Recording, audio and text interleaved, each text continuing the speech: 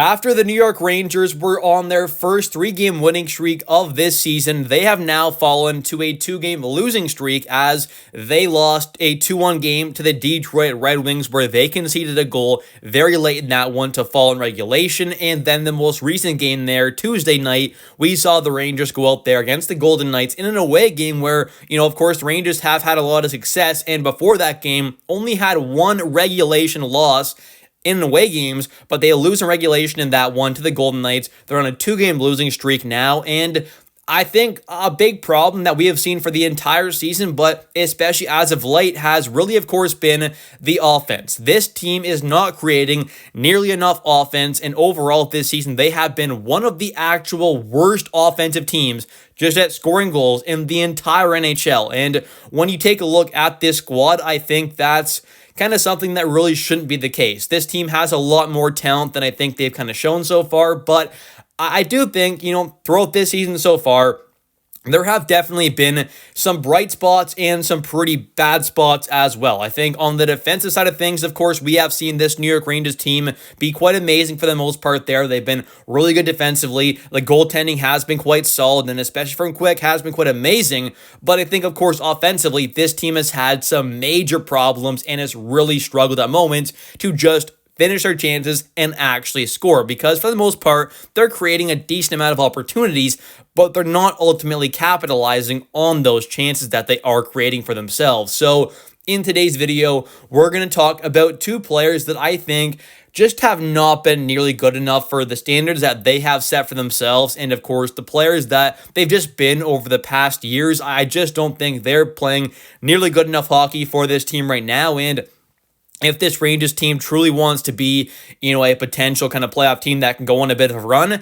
they're going to need these two players to be in prime form, and that, of course, is JT Miller. And then we're going to take a look at another player later on, but JT, I think, of course, got named the captain, and so far this season, I think, has been extremely disappointing.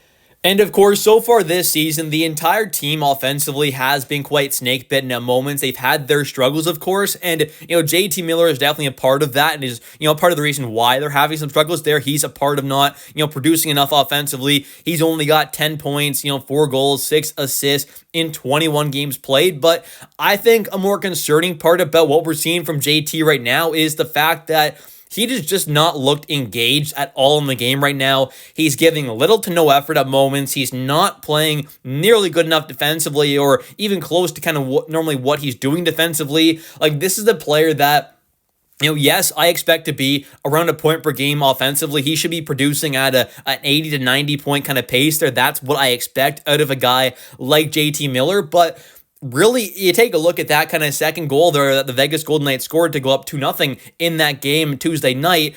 He just ends up kind of giving no effort there. The puck kind of goes up to the blue line there. A Vegas guy's like right around there, and JT's kind of going towards the puck, it seems like, but then just kind of, turns away, doesn't do anything there, just kind of coasts, watch the guy make the pass over to, I believe it was Ben Hutton, who ends up scoring the goal there, squeaks one by Igor Shesterkin 5-hole. But the point was, JT literally just gave up on the play there, gave no effort to kind of get the puck there. He lets the Vegas guy get the puck. He makes the pass to Ben Hutton, who scores. And, it's not even that he doesn't win that battle. It's he gave no effort in the battle, and he literally, after he lost the puck there and the Vegas guy got it, he just literally skated there, coasting, watching that play happen. He didn't give effort to, go after the guy who just got the puck there. He didn't do that at all. He didn't skate towards the net to try and help out defensively. He just stopped there and literally was watching the play happen. So it's one of those things where, well, this is the guy who's the captain of this New York Rangers team. He's supposed to be the guy who is leading this team by example there. He's supposed to be,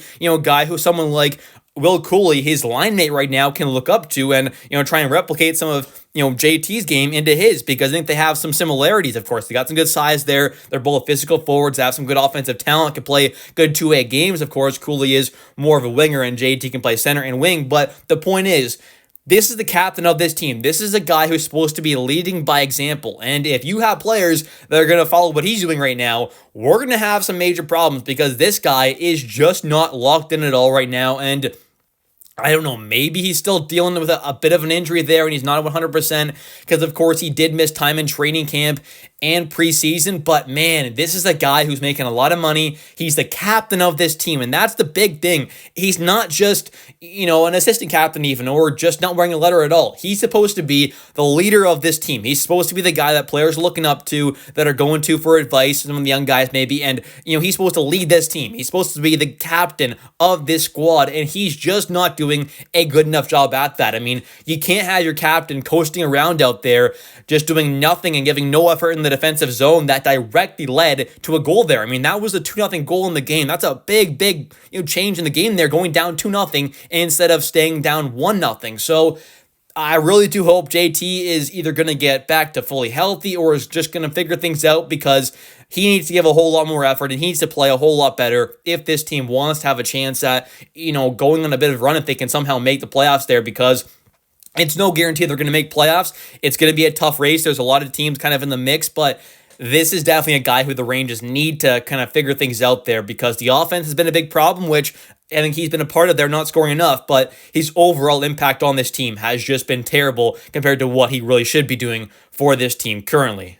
And next up here, we've got Igor Shesterkin, who I'm going to be honest, I don't think has been maybe as bad as a guy like, of course, JT Miller has been, but I definitely don't think has been playing up to his normal standards. And even the level of play that he was showing earlier this season, I don't think he's kind of quite been at. I think the last 5 or 6 or so games, it kind of feels like he's taken a bit of a step back from where he was at earlier on this season, where I think now each and every game, it feels like he's letting in at least kind of one goal that he definitely, I'm sure, like to have back. For example, like I was just talking about, that second goal that the Vegas Golden Knights did score, of course, it was kind of a big part happening because of what JT Miller didn't do, but it also was a goal where I think Igor Shesterkin would probably like to have it back. It is Ben Hutton, who is a defenseman who is not much of a goal scorer. I believe, based on the broadcast, it was like his first goal in like 31 games or something like that. He's not some offensive dynamo defenseman here. He's not some guy like that. So obviously, it's a tough one there. It kind of squeaked by him 5-hole. Igor got a piece of it, but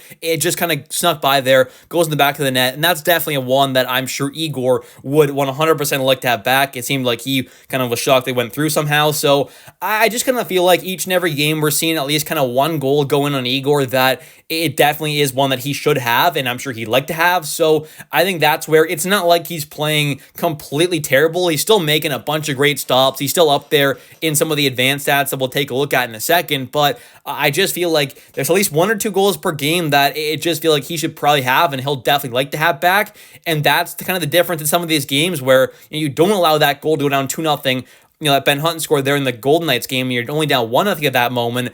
Maybe things are different, the Rangers come back and end up winning that game instead of, end up losing 3-2. So that's kind of the changes that hopefully can be made there with a guy like Igor kind of getting back on track there, because earlier this season, he was playing like that Vezina caliber guy. He was playing absolutely elite, but as of late, it does feel like he's kind of fallen off a bit. But right now, his stats are as follows. He's got 16 games played, 7 wins, 7 losses, 2 overtime or shootout L's. He's got 1 shutout so far this season. He's got a 2.43 goals against average and a 911 save percentage, which, overall, those numbers definitely aren't bad. And the advanced numbers are pretty solid as well. So far this season, for goals saved above average per 60, he is 20th, so not the best on that side of things there. He's got a 0.592, so 0.592, which is 20th place in the entire NHL for goals saved above average per 60 minutes. But then for just overall goals saved above average, so, taking note that kind of how many games you played, just the total number of goals saved above average, he is 6th in the entire league with a 9.5, so doing pretty good on that side of things, which is quite nice. But something that is kind of interesting that I did see there on moneypuck.com, which is a great kind of stat website there for advanced statistics, and Igor Shesterkin right now, for low danger, unblocked shot attempt save percentage, so the kind of low danger attempts against there on Igor that aren't getting blocked, of course, his save percentage on those low danger chances are not very good. He actually is way down there in 33rd in the entire NHL with a 0.968. You compare that to a guy like Jonathan Quick, who is 5th in the entire league with a 0.988. So it's not a drastic difference, but it's a 0.988 down to a 0.968, which is a bit of a drop off there. And that is something that I think Igor, like I said, kind of lets in these kind of low danger chances. It's like one per game where it kind of feels like it's definitely one that he should have, and he liked that back, I'm sure, but he's just kind of letting one of these kind of low danger ones in per game, which of course would probably, I'm sure, that Ben Hutton goal. I can't imagine it was even a medium danger scoring chance. So that's where I really do hope Igor can kind of get a little better on that side of things there and not allow that kind of one or two kind of weak goals per game. And if he can do that, that would be pretty incredible there, because it does feel like he's, a lot better at stopping, a lot more of the kind of high danger and medium danger chances compared to, just allowing kind of one of those low danger ones in per game. He just kind of lets one of those slip by, it feels like. So if he can fix that, I think he'll get back on track to hopefully being, a Vezina caliber goalie. And it would definitely help this team win a whole lot more games, because that was a perfect example of that in that game against Vegas there, where you allow that kind of rough, squeaky goal there to, Ben Hutton and the Golden Knights there to go down 2-0 in that one. JT Miller is definitely to blame for it as well. He didn't do a good enough job there defensively, but that is definitely one goal that Igor should have had back, and that could have definitely been a pretty game-changing kind of play there, of course, if he ends up stopping it instead of allowing that in 5-hole. Anyways, thank you all so much for watching today's video. If you have enjoyed, definitely don't forget to click that like and subscribe button for daily New York Rangers content, as I do post a video about the New York Rangers every single day at 10 a.m. Eastern time. So if you are a New York Rangers fan, there's no better place to be. So definitely hit that like and subscribe button. It would also help the channel out a ton, and I would really appreciate it. And definitely don't forget to comment down below your thoughts on today's video as well. Do you agree with me on kind of thinking that, guys like JT Miller and Igor Shesterkin haven't been quite as good as they should be this season? What are your thoughts? Let me know in the comment section down below. I'll catch you next one, and bye.